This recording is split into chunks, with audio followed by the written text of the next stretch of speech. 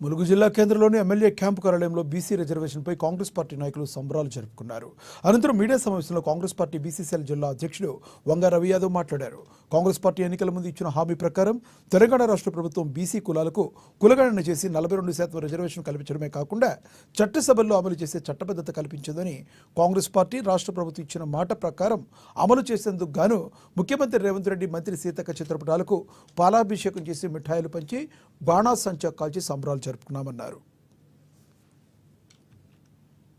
మరి రేపు స్థానిక సంస్థల ఎలక్షన్ కి మరి బీసీలకు మరి టికెట్లు ఇస్తామని మా పిసిసి అధ్యక్షులు మహేష్ కుమార్ గౌడ్ తో చర్చించి అసెంబ్లీలో ప్రకటించడం జరిగింది. మరి ఇచ్చిన మాట ప్రకారం మరి మా రాహుల్ గాంధీ గారికి, సీఎం రేవంత్ రెడ్డి గారికి, బీసీ మినిస్టర్ పొన్నం ప్రభాకర్ గారికి, మా పంచాయతీరాజ్ మినిస్టర్ సీతక్క గారికి, మరి అదే విధంగా మిగతా కేబినెట్ మంత్రులందరికీ ప్రత్యేక ధన్యవాదాలు. ములుగు జిల్లా బీసీసీఎల్ కాంగ్రెస్ పార్టీ పక్షాన, బీసీ కులాల పక్షాన మరి కృతజ్ఞతలు తెలియజేయడం జరుగుతుంది. అదే విధంగా ఇచ్చిన మాట ప్రకారం మరి ఏదైతే మాట అన్నారో ఆ మాట నిలబెట్టుకున్న కాంగ్రెస్ పార్టీ నాయకత్వానికి అందరికీ మరొకసారి ధన్యవాదాలు తెలియజేస్తూ, రానున్న రోజులలో మరి స్థానిక సంస్థలు ఉన్నాయి. మరి ఆ ఎలక్షన్లలో తెలంగాణ రాష్ట్రం నుంచి వెళ్ళి వార్డు మెంబర్ నుంచి వెళ్ళి మొదలు పెడితే జడ్పీటీసీ, జడ్పీ చైర్మన్, ఎమ్మెల్సీ వరకు మరి కాంగ్రెస్ పార్టీ పక్షాన మరి తెలంగాణ ప్రజలు, బీసీలు ఐక్యంగా మరి ఇచ్చిన మాట నిలబెట్టుకున్నందుకు మరి వీళ్ళందరూ మరి కాంగ్రెస్ పార్టీకి ఓటేసి మరి తెలంగాణ ప్రాంతంలో ఉన్న స్థానిక సంస్థలు అన్నింటినీ